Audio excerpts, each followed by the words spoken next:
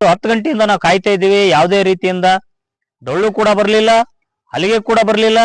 ನಾವೇನಪ್ಪ ಅಂತಂದ್ರ ತಹಸೀಲ್ದಾರ್ ಅವ್ರಿಗೆ ಪ್ರಶ್ನೆ ಮಾಡಕ್ಕೆ ಸ್ಟಾರ್ಟ್ ಮಾಡಿದ್ವಿ. ಮಾಡಿದಾಗ ಅವರು ಕೂಡ ಇಲ್ಲ, ಯಾರೋ ಬೇರೆದವ್ರು ಯಾರೋ ಅವ್ರಿಗೆ ಹೇಳಿಬಿಟ್ಟಿದ್ದಾರಂತೆ, ಕನ್ನಡ ಮತ್ತು ಸಂಸ್ಕೃತಿ ಇಲಾಖೆದವರಿಗೆ ಬರಬೇಡಿ ಅಂತ ಹೇಳಿದಾರಂತೆ. ಹಾಗಾಗಿ ಅವ್ರು ಬರಲ್ಲ ಅಂತ ಹೇಳಿದ್ದಾರೆ ಅಂತ ಆರ್ಕೆ ಉತ್ತರನ ಕೊಟ್ರು. ಅಲ್ಲ ಸರ್, ನೀವು ಅಧಿಕಾರಿಗಳು, ನಿಮ್ಮ ಅಧಿಕಾರ ವ್ಯಾಪ್ತಿಯಲ್ಲಿ ನೀವು ಯಾವ ಸಿಬ್ಬಂದಿಗೆ ಆ ಒಂದು ಅಧಿಕಾರವನ್ನ ವಹಿಸಿರ್ತೀರಿ, ಆ ಸಿಬ್ಬಂದಿ ಚಾಚು ತಪ್ಪದ ಹಾಗೆ ಆ ಒಂದು ಕಾರ್ಯ ಕೆಲಸವನ್ನ ಮಾಡ್ಬೇಕಂತೇಳಿ ನೀವು ಕಟ್ಟುನಿಟ್ಟಿನ ಶಿಸ್ತು ಕ್ರಮ ನೀವು ಕೈಗೊಳ್ಳಬಹುದಾಗಿತ್ತು. ಆದ್ರೆ ನೀವು ಅವರನ್ನ ಶಿಸ್ತು ಕ್ರಮ ಕೈಗೊಳ್ಳದೇನೆ ನೀವು ಸುಮ್ಮನೆ ಬಿಟ್ಟಿದ್ದೀರಿ. ಹಾಗಾಗಿ ಅವರೇನಪ್ಪ ನಿರ್ಲಕ್ಷ್ಯ ವಹಿಸಿದ್ದಾರೆ. ಹಾಗಾಗಿ ಇವತ್ತು ಸುಖ ಸುಮ್ಮನೆ ಯಾರು ಹೇಳಿದ್ದಾರೋ ಬಿಟ್ಟಿದ್ದಾರೋ ಗೊತ್ತಿಲ್ಲ, ಇವತ್ತು ಅಧಿಕಾರಿಗಳು ಆ ರೀತಿಯಾಗಿ ನಿರ್ಲಕ್ಷ್ಯ ವಹಿಸಿದ್ರೆ ಮತ್ತೆ ನಾವು ಯಾರನ್ನ ಕೇಳಬೇಕು? ಆಯ್ತು, ಇಷ್ಟೆಲ್ಲ ಆಯ್ತು, ಅಲ್ಲಿ ಕುಡಿಯಕ್ಕೆ ನೀರು ಕೂಡ ಸಹಿತ ಇರ್ಲಿಲ್ಲ. ಮತ್ತೇನಾದ್ರೂ ಯಾರಾದ್ರೂ ಅಲ್ಲಿ ಅಸ್ತವ್ಯಸ್ತ ಆದ್ರು, ಒಬ್ರು ಕೊಡೆಕಲ್ದವರು ಯಾರೋ ತೋಳ್ದಿನಿ ಅವರು ಅಸ್ತವ್ಯಸ್ತ ಆದ್ರು, ಇಮಿಡಿಯೇಟ್ಲಿ ಪ್ರೈವೇಟ್ ವೆಹಿಕಲ್ ಅಲ್ಲಿ ಹಾಕಿ ನಾವು ಕಳಿಸಿದ್ವಿ. ಆಂಬುಲೆನ್ಸ್ ವ್ಯವಸ್ಥೆ ಕೂಡ ಮಾಡಿರ್ಲಿಲ್ಲ. ಅಂದ್ರೆ ಎಲ್ಲಾ ಇಲಾಖೆದವ್ರು ಏನ್ ಮಾಡ್ತಾ ಇದ್ರು? ಇವತ್ತು ಧ್ವಜಗಳು ಹೇಳಿದೀವಿ ನಾವು, 500 ಧ್ವಜಗಳು, 500 ಶಾಲೆಗಳು ಹೇಳಿದೀವಿ. ಅಲ್ಲಿ ಕಾಣೋದು ಸಿಗೋದ ಒಂದು 10-20 ಬಿಟ್ರೆ ಬೇರೆ ಯಾವುದು ಕೂಡ ಅಲ್ಲಿ ಕಾಣ್ಲಿಲ್ಲ. ಮತ್ತು ತಹಶೀಲ್ದಾರ್ ಅವರಿಗೆ ನಾವ್ ಹೇಳಿದ್ವಿ, ಆಯ್ತು ಸರ್ ತರಿಸಿ, ನೀವು ಡೊಳ್ಳುಗಳನ್ನು ತರಿಸಿ. ಬಾಬೂಜಿ ಅವರು ಈ ರಾಷ್ಟ್ರದ ಒಬ್ರು ಐಕಾನ್ ಅಂತಾನೆ ನಾವ್ ಹೇಳಿದ್ವಿ.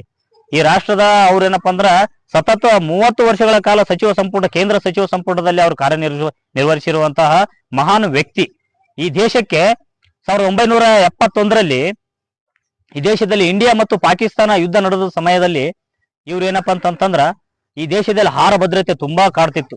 ಅಂತ ಸಂದರ್ಭದಲ್ಲಿ ಇವರೇನಪ್ಪಾ ಅಂತಂದ್ರ ಆಹಾರ ಮತ್ತು ಕೃಷಿ ಇಲಾಖೆ ಸಚಿವರಿದ್ದಾಗ ಈ ದೇಶ ತುಂಬಾ ಎಲ್ಲ ಒಂದು ಬೆಳೆಗಳನ್ನ ಯಾವ ರೀತಿಯಾಗಿ ಬೆಳಿಬೇಕು, ಮತ್ತೆ ಬೀಜಗಳನ್ನು ವಿತರಣೆ ಮಾಡೋದು, ರೈತರಿಗೆ ಉತ್ತೇಜನ ಕೊಡುವುದು, ನೀರಾವರಿ ಸೌಲಭ್ಯ, ಅವ್ರಿಗೇನಪ್ಪಾ ಅಂದ್ರೆ ಹಸಿರು ಬೆಳೆಗಳನ್ನ ಯಾವ ರೀತಿಯಾಗಿ ಬೆಳೆದು ರೈತರ ಒಂದು ಉತ್ತೇಜನವನ್ನು ಕಾಪಾಡುವಂತ ಕೆಲಸ ಮಾಡಿದ್ರು. ಈ ದೇಶಕ್ಕೆ ಅನ್ನ ನೀಡುವಂತ ಕೆಲಸ ಮಾಡಿದ್ರು, ಆಹಾರವನ್ನ ನೀಗಿಸುವಂತ ಕೆಲಸ ಮಾಡಿದ್ರು. ಅಂತ ಹಸಿರು ಕ್ರಾಂತಿ ಹರಿಕಾರನಿಗೆ ಇವತ್ತು ಅಪಮಾನ ಆಗಿದ್ದು ನಮ್ಮೆಲ್ಲರಿಗೂ ಕೂಡ ತುಂಬಾ ನೋವಿನ ಸಂಗತಿ.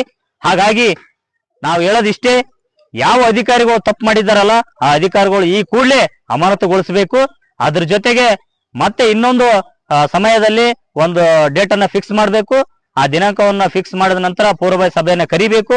ಆ ಪೂರ್ವಭಾವಿ ಸಭೆಯಲ್ಲಿ ನಿರ್ಣಯ ತೆಗೆದುಕೊಂಡಂತಹ ನಿರ್ಣಯಗಳ ತಕ್ಕಾಗೆ ತಾಲೂಕು ಆಡಳಿತ ನಡೆದುಕೊಳ್ಬೇಕು ಅಂತಕ್ಕಂಥ ಮಾತನ್ನ ಈ ಸಂದರ್ಭದಲ್ಲಿ ಹೇಳ್ತಾ ಇದ್ದೀನಿ. ಅದ್ರ ಜೊತೆಗೇನೆ ಇವತ್ತು ಆಗಿರ್ತಕ್ಕಂಥ ಘಟನೆ ತುಂಬಾ ವಿಷಾದನೀಯ.